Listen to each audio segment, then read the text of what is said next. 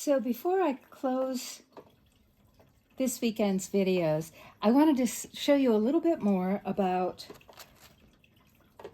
tools, helpful tools for rigid heddle weaving. And that water you're hearing in the background, no, there's not a faucet running, it's the kitty fountain. Sebi gets very upset if his fountain isn't running all the time. So I want to talk about tools, and I want to talk about the design considerations I'm making as on the fly as I weave. Every now and then I am not beating evenly enough, and there's a couple of ends that are too close together or not close enough together. I just have this simple little comb. You can also use a kitchen fork. There's a lot of things you can use. And I just put the comb in place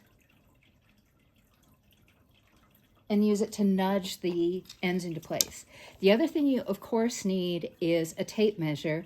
I actually recommend using I've got an old knitting gauge somewhere in my, oh my gosh, this thing I've had since I was 20 years old.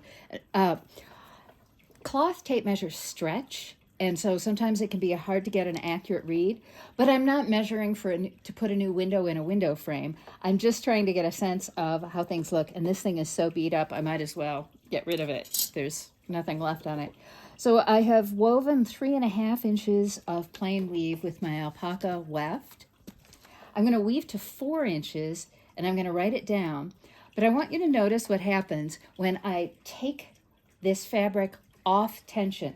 So when you're measuring stuff, when you're weaving, it's important to write down whether you're measuring under tension or not, because off tension, I might end up with a different thing. Yeah, I'm at 3.25 inches instead of 3.5.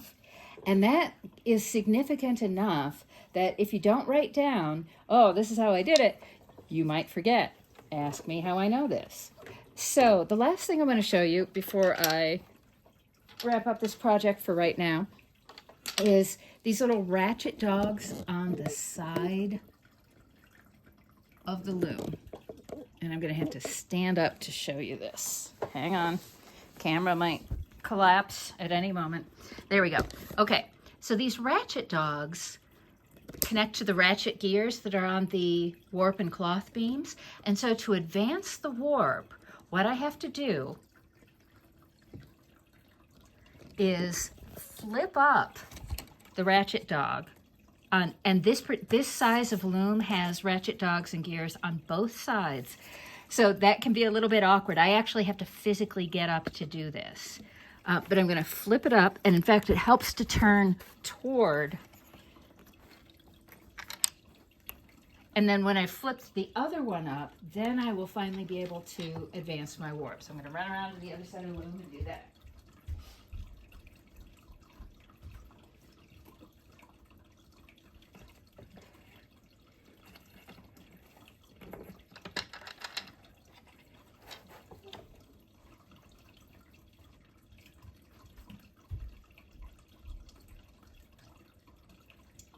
I am working in very tight quarters here.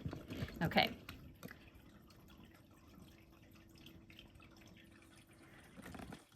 And let me get the camera back into position. There we go.